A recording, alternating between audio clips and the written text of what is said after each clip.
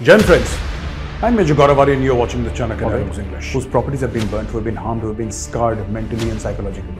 You know what they're going to do? In the next election, they're going to vote for the far right. Keep on saying that we'll get the IMF loan. When are we getting the IMF loan? Ishaqdar got irritated and gave him one whack across his cheek, flack. So he gave him one here. And he said, stop asking me stupid questions.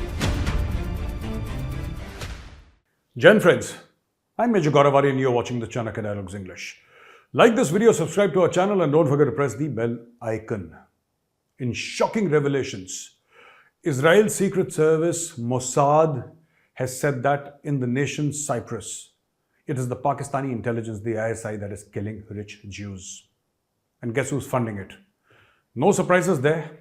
It is the Islamic Republic of Iran. Now, Iran has identified certain rich Jews and marked them out to be the enemy. They're supplying weapons, they're supplying ammunition, they're even supplying local intelligence, they're supplying local logistical bases.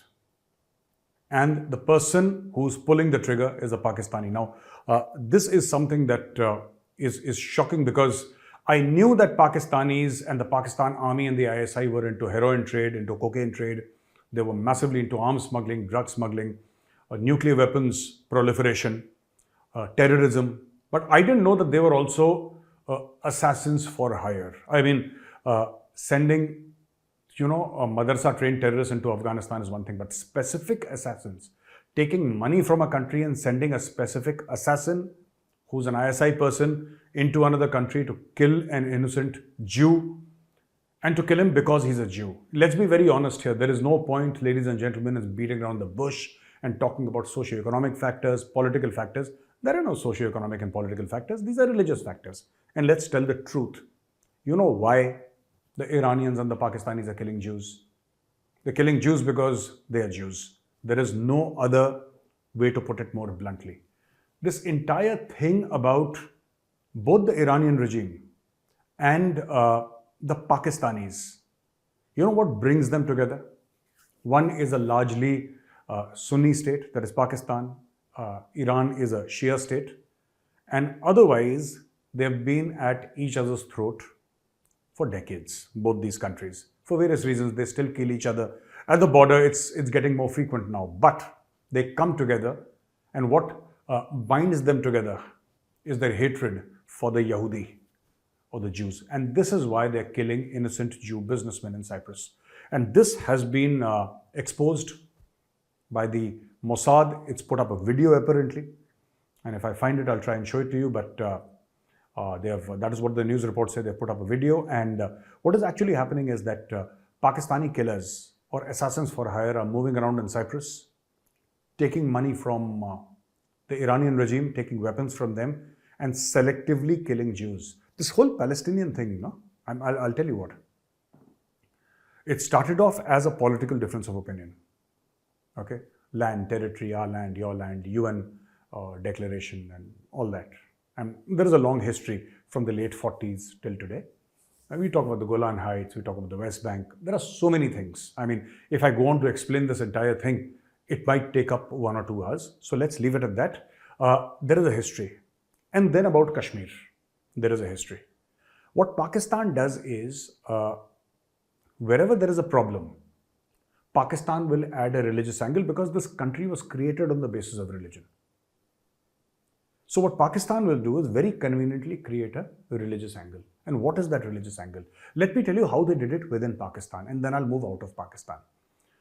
So when the Baloch started protesting, they sent Maulanas and Maulvis and preachers and imams who were highly radicalized Muslims. They were radicalized Islamists. And they tried to turn it into a Islamist narrative in Balochistan. They did the same with Khyber Pakhtunkhwa. When they realized that Afghan nationalism was getting out of control and Afghans were talking about, one country for the Afghans, they helped raise a religious militia for various reasons, which as the Taliban. And then they sent preachers and they sent their own students. So they tried to control everything by using Islam. This is what Pakistan does. It has done it in Balochistan, in Khyber Pakhtunkhwa, and Afghanistan. This is how Pakistan controls. It did the same thing in Kashmir. It realized that there was a problem in Kashmir, and the way that Pakistan took advantage was they turned it into a religious, quote-unquote, movement. That is what the Pakistanis did. So when they felt that the JKLF, Jammu and Kashmir Liberation Front, the original people who said that we want Azadi from India and all that, when they said that these guys are not getting under control, they started killing off the JKLF people. I'm talking about the ISI. The ISI killed JKLF people, and then they started launching, terror outfits with the name Lashkar-e-Taiba and Jaish-e-Mohammed. Now, none of these outfits, if you see, they have the name of Kashmir anywhere. There is nothing called Kashmir in it's Lashkar-e-Taiba. It's Jaish-e-Mohammed, the army of Muhammad. So essentially what they are doing, Pakistan is doing, is giving everything a religious color so they can pan-Islamize this whole issue. They've done the same thing with the Israel and the Palestinian conflict. Now, in their own minds, in the Pakistani minds, it's very difficult for them to reach Israel and Palestine because it's far away. Selective shooters, selective assassins can be sent to Cyprus. So how do they damage Israel? They cannot attack Israel. They don't have the capacity to. So what they do is they keep on spewing venom. They keep on radicalizing their own population, and then they selectively kill Jews. So the Israelis have put out a video, the Mossad, which is their secret service or their secret intelligence agency, foreign intelligence agency. They have put out a video saying that it is the Pakistanis and the Iranians who have teamed up to kill innocent Jews in Cyprus. So this is what is happening. So ladies and gentlemen, the news from France is extremely disturbing. And Nahel, a youngster, a young man of 17 years, he was killed. And, and riots have broken out in France. And let me tell you what damage has been incurred by France till now. They are saying that 492 structures have been damaged, 2,000 vehicles have been burnt, and 3,880 fires started nationwide. This is what people have done. And they're putting out around 40,000 cops. This is what they're saying. 45,000 policemen will now be deployed. And they're saying that the next few hours are decisive as far as France is concerned. The next few hours are decisive. Okay, shooting of a youngster, very wrong. If he's not armed, if he's not shooting at the cop, I don't know why the cop should shoot at a youngster. Totally condemnable. But the problem is, that policeman, and this is what Nahel's mother said, I don't blame the police force. I blame that one policeman who killed my son. And I salute Nahel's mother for saying this. It takes a lot of courage, especially for a mother who's lost her young son. Salute to her. Now the problem is, why is this happening? Right? This is the problem with Europe. You people have become soft. I understand you faced 2 world wars and you became ultra-liberal and you became woke. People keep on saying woke. I don't know what it means exactly, but woke. And this is the result. You let in too many immigrants from outside. Have you ever seen Indians, right, burn places down? Have you ever seen Indian citizens saying that we'll burn buses down or we'll burn down trucks and vehicles and kill people? No. Wherever Indians go, in whichever country, we are positive contributors. We are the highest earners. We are the most educated. And we are the most law-abiding. We integrate into society. We take the pains to learn your language, understand your food, your culture, and respect it. But when you get people from, countries like Yemen, countries from Syria, right? Countries that are seeing civil war, you get a population that is highly radicalized. And this is what will happen. Today, why do you think there is a rise of far-right parties? Which is not correct because of Europe's past, And they've seen in Italy, they've seen in Germany. I don't want to go into it, but they've seen a lot of bad things happen 75, 80 years, 90 years in the past. And they saw the rise of Mussolini, they saw the rise of Adolf Hitler.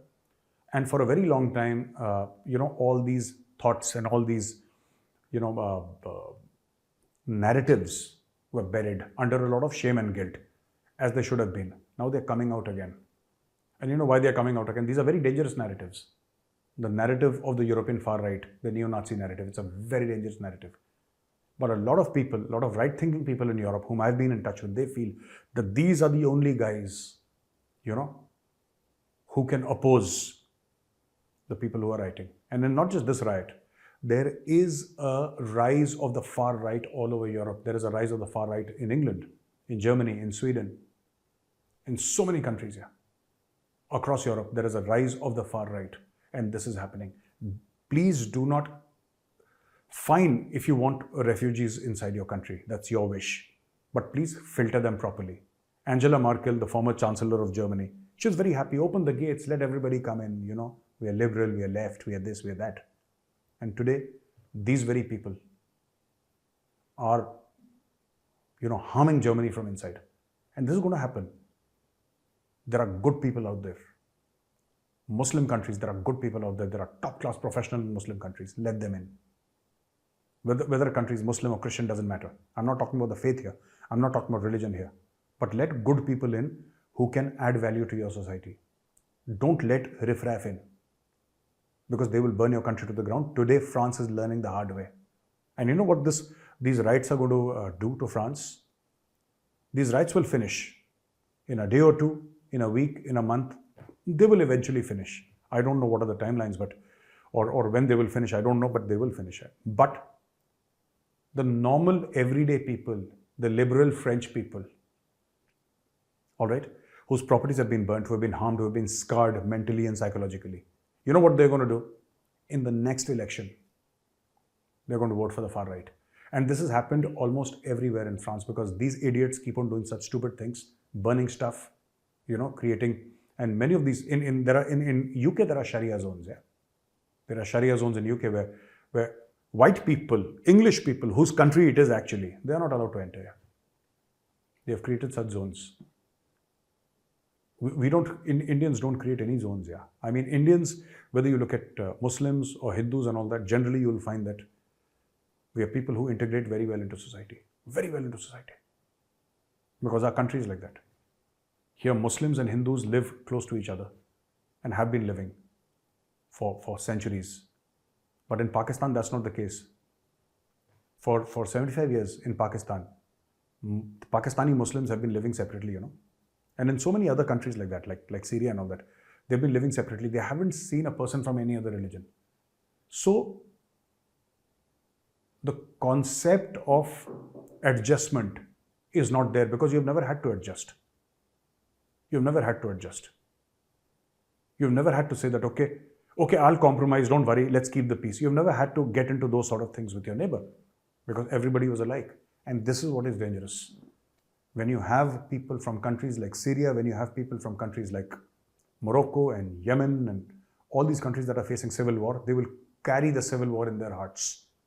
And they're going to do it, and they're doing it they're doing this. And other people, the lumpen element of France, even French nationals, or people who are white French are joining in and stuff like that is happening. But the fact of the matter is that this is extremely dangerous, and this is more dangerous than the riots. More dangerous than the riots are the neo-Nazis, whom these riots will give oxygen to. And they will say, remember we told you not to let these immigrants in. Remember we told you. And the innocent French man or French woman, office-going people who are shopkeepers, small businessmen, they will say, yes, you were right and we were wrong. In the next election, we will support you. And ladies and gentlemen, that is how the far right in Europe is rising as a response to what is happening in those countries. And one of the reasons why it is happening in those countries is unbridled immigration. So do help immigrants, do help people who are civil war victims, right? It's a duty as prosperous countries to help your brothers in humanity, but be careful who you let in. If you're not careful, they will burn your country to the ground. Now, I would also like to take this opportunity to congratulate the people of Pakistan. Very well done. You've got $3 billion in loan, and Shehbaz Sharif, the Prime Minister of Pakistan, says, Alhamdulillah, we've received this much money, lots of hard work. I don't know what hard work goes into getting aid or getting a loan, but now Ishaq Dar, the finance minister, is suddenly a national hero. And Ishaq Dar actually slapped a journalist. Yeah, he slapped a Pakistani journalist who was asking him 2-3 days before Eid. That journalist was asking him that, Dar Sahab, when are we going to get the money? You keep on saying that we'll get the IMF loan. When are we getting the IMF loan? Ishaq Dar got irritated and gave him one whack across his cheek, flack. So he gave him one here. And he said, stop asking me stupid questions and all that. So the journalist was quite scared that he's got slapped and all that. So everybody was condemning Ishaq Dar. They were saying, no, Ishaq Dar is a bad guy, and how can he slap a journalist? How can he raise his hand against a journalist? He should have never done it. Freedom of press, freedom of this, freedom of falana, freedom of this. The Pakistani press is free. The Pakistani press is a press that always tells the truth. And how dare Ishaq Dar and everything. So the media was saying all that. As soon as they've got the money, and Ishaq Dar has managed to get a loan of $3 billion, suddenly the tone, tenor has changed, right? And there are many Pakistanis who are now saying, how dare that journalist question Ishaq Dar? Ishaq Dar is the paragon of all virtue. He's the one who got us the money. Dar Sahab, you're very right. You slapped that journalist. Please slap him once more from our side. We'll be very happy. How dare you consider Ishaq Dar? Don't be surprised if Ishaq Dar, he's already a national hero today. If they make him bigger than Muhammad Ali Jinnah, don't be surprised. Because whoever gets the money to Pakistan is the hero. That is what that nation has come to. Whoever gets money is the hero, and the latest hero for Pakistan today, ladies and gentlemen, is Ishaq Dar, their finance minister. Thank you for watching this video, and now we go to Ask Major. Now, the first question is from Nath Anurag. Sir, I hope you read my comments. First of all, Anuragji, Jai Hind, and thank you for your question. He says, I would like to ask if there are any slightest of chances that a ceasefire could be called during President Putin's visit to India. Also, if the area that Russia captured till now becomes the de facto border between Russia and Ukraine, according to my analysis, it's a win-win situation for Russia to accept a ceasefire. They already made it very clear that they can and will fight a war with all the sanctions that are practically, possibly imposed on them. However, the Russian may be internally in Russia, but they made a statement that they will not tolerate any wish of NATO presence in their borders. Yeah, you see, I think India is placed to actually end this war if both the nations are listening to one country, because the world is divided. So Ukraine is not going to listen to China, right? And America is not going to listen to Russia. India is a country that both the parties, in fact, India, actually effected a ceasefire for 5 hours when we were evacuating our students from Ukraine. So India is the one with maximum credibility in this war because India has refused to take sides. Earlier, people were condemning India. You're not taking sides. This is where you realize that being a neutral person is that everybody trusts you. Ukraine will also say, okay, you didn't take our side, but you also did not take Russia's side. You very clearly said that this is not an era for war, right? And Russia will say that, well, India, in spite of tremendous pressure from the West, you still bought oil from us. You refused to capitulate. You are credible partners. You understand? So there is a credibility which India has built. And I think not Prime Minister, when Prime Minister Modi hosts President Putin, not there, but I think it's not going to be in the SEO summit, but I think it's going to be in G20. That is my estimate. I could be wrong. This is just guessing from my part. This is basic level analysis, but I think, this is not the platform because here almost everybody, because of China and because of Russia, will support the Russian narrative. There is no counter voice in SEO. There's China supports Russia. There is Pakistan supports anybody who gives them money. And there are other Central Asian republics also there which, pretty much are under the Russian influence or the Chinese influence, and they're not going to say very much. But the real platform is G20 here. This is not to take away anything from SEO. SEO is also a big platform. It's not a small platform. It's a big platform, but it's not the G20. Let's be clear. The SEO is not the G20. And in G20, you'll have the world coming to India. And this is the time for Prime Minister Modi to show off his diplomatic skills and for Prime Minister Modi to call for an end to war. And I think if it has to happen this year, the platform is going to be G20 and nothing else. I think this is going to be. And I'm 100% sure that Dr. S. Jaishankar and Mr. Ajit Doval, they're hard at work behind the scenes. They're hard at work. They're working 18-20 hours every day trying to get this sorted out. I can tell you this much I'm sure of. Both these gentlemen are working day and night very hard to ensure that the peace happens between Russia and Ukraine and it happens in India. Whether it happens or not, I don't know. I can't be sure, but this is my inner sensing. So ladies and gentlemen, thank you for watching this video, and the people who have asked questions, thank you for asking questions on Ask Major. I'll see you again tomorrow with another new video. Till then, have a great day. Like this video, subscribe to our channel, and don't forget to press the bell icon. Jai Hind, Vande Mataram, Bharat Mata Ki Jai.